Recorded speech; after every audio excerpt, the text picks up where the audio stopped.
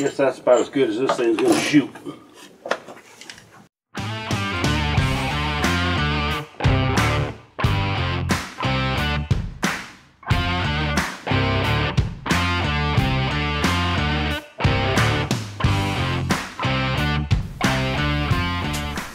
Hello everybody, and welcome back. We're going to do a little follow-up and review video on our Creedmoor versus Creedmoor with those factory precision rifles that we acquired. I've had a chance to shoot both of them and kind of got an idea where things are with them. They just sit right there. As you see, they're scoped up. They both got 30 millimeter scopes on them. They're both in MOA, and they're both first focal plane. We're using this Viper PST Gen 2 on the Savage Elite right now, and that's a nice scope. I like the way that one's working out. The Diamondback Tactical we originally had on the Savage. I ended up taking it off and putting it on the Bergara. And that is also a fairly nice scope. The Viper's a little better. Both of the Creedmoors are using bipods. The Bergara has probably an original Harris bipod on there. The Savage, we're using another Harris bipod, the swivel bipod, and we actually picked up the mount from Area 419 to be able to use it on that Arca rail on there, and that works pretty nice. That's a handy little fixture. And Area 419's got some nice stuff. For both rifles, we're using a Sig Sauer suppressor, and this is one of their quick disconnect models, and this is the SRD 762 TIQD. I know that's a mouthful, but basically it's a quick disconnect titanium. And these things are 30 caliber. I believe they're both of them were rated 300 Win Mag full auto, so I don't have to worry about wearing these things out as long as we don't hit anything with them. The threads on both of them are 5/8 24, I believe it is. So anything with that kind of pitch on there, these cans will work on, and they work pretty well on those. Both the rifles, we got them broke in pretty good. I think the Savage took 8 rounds to stop pulling copper before we started shooting, 3-round bursts out of it. The Bergara only took 7 rounds to stop pulling copper before we started firing bursts out of it. And we've got a little bit of run time on them. They both need more rounds run through them. I think we've got 84 rounds run through our Savage, and 125 rounds run through the Bergara. The Bergara's kind of got a little bit more of a workup than we expected to, but I wanted to kind of see, taking everything we know and put it into a little program to try to get our load up as quick as we could, and it's been semi-successful. First thing we did with them after we broke them in was we ran a ladder test. I'm keeping fairly decent records on all these things, but ladder test on the 6 Creedmoor, we ended up using IMR 4350. We're having some issues with getting proper powder and stuff.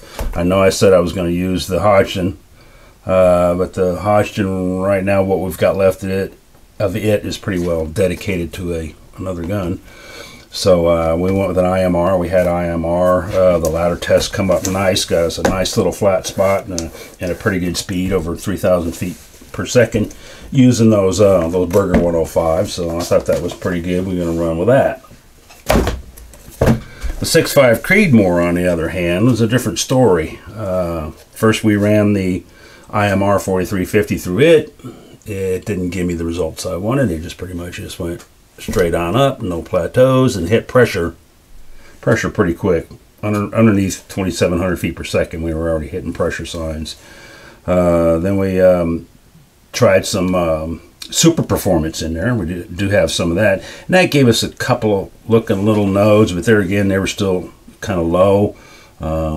The main one was basically under 2,600 feet per second. We did kind of go there. We did visit that, and we did run some of the rounds through that gun on that, and I still wasn't getting what I wanted to see. So we ended up going with the Reloader 17, and that one went up pretty nice. Had a nice plateau in there, then shot up again, and then pressure signs were up there. But at least those speeds were up, 2750s. So that was a little bit better speeds on that thing.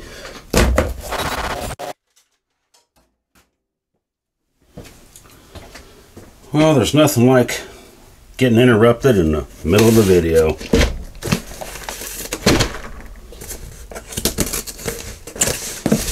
But some interruptions are okay, especially when they come from Midway. Oh boy.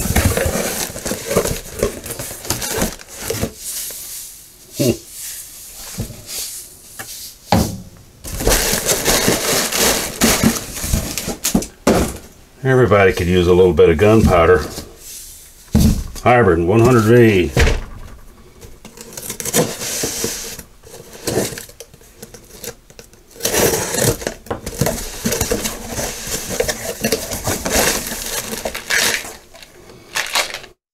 Berger 105s. Berger 105s.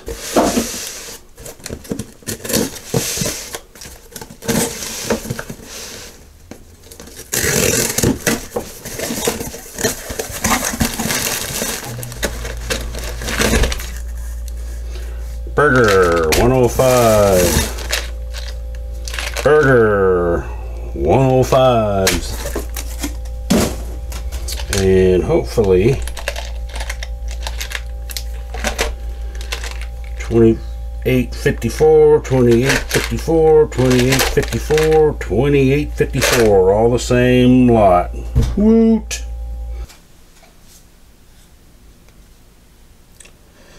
Well, sorry about the distraction there, but guess it's kind of handy to have more powder, especially be able to try in that 6.5 Creedmoor. We're shooting 144 grain bullets out of that, and I've been having some issues, and I'm thinking some of it might be not being able to drive them fast enough for that twist. I've looked around. I'm trying to find more bullets for that. I'm trying to find some lighter, some get down into 140s or maybe a little bit less, and see if that thing will shoot a little bit better. But we've got some powder to try with it. That Lapua brass has small primer pockets in it, and I've been having some issues with hang fires. We've been trying different primers, the Winchester small rifle primers, and most of those powders just wasn't working. Some of them give me some pretty nasty hang fires. We moved over to the CCI primers. The CCIs, I haven't had any issues with those, so we'll continue on with that. The Nosler brass and the 6mm Creed with the large rifle primers, no problems at all with those things. That's actually been working pretty good. So enough of all that crap. Let's get into some targets. Let's start with that 6.5 Creedmoor. We started off using that Super Performance, like I said, and we were Super Performance, and I was trying to see what it was grouping like in those nodes we were looking at, and wasn't real pleased with anything. They're kind of some pretty nasty groups, 2-3 inch groups out of that thing.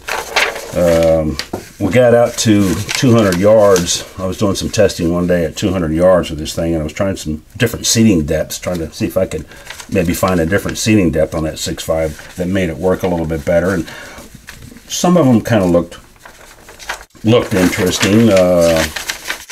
Some of them, on the other hand, didn't. But it looked like we were pretty close to a node for seating depth jump test. We got out to the 100-yard range. We were using that Reloader 17, and The best group I got out of that thing was .806 inch.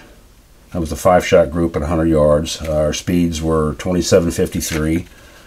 I got some good standard deviation numbers out of that thing. I think one group was 11, one was 8, and the other one was 11. So it's trying to shoot, but I'm really thinking those heavy bullets might be our hindrance at this point.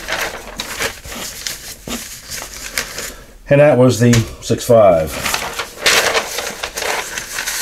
The 6mm Creedmoor, on the other hand, right out of the gate, it was starting to shoot.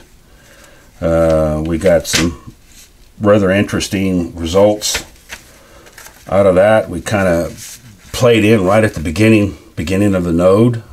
Just loaded a few rounds, you know, to just shoot some groups to get some run time on that gun out of there. And this guy here kind of laid out of there.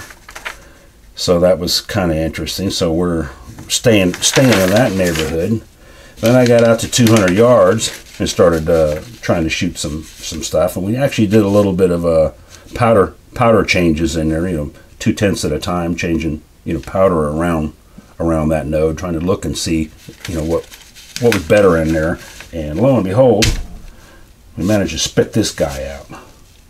And that measures out at .41 MOA. So if you knock that group in half, there's your 100-yard group. So right now it looks like the Savage Elite Precision in the 6mm Creedmoor is our winner at this time.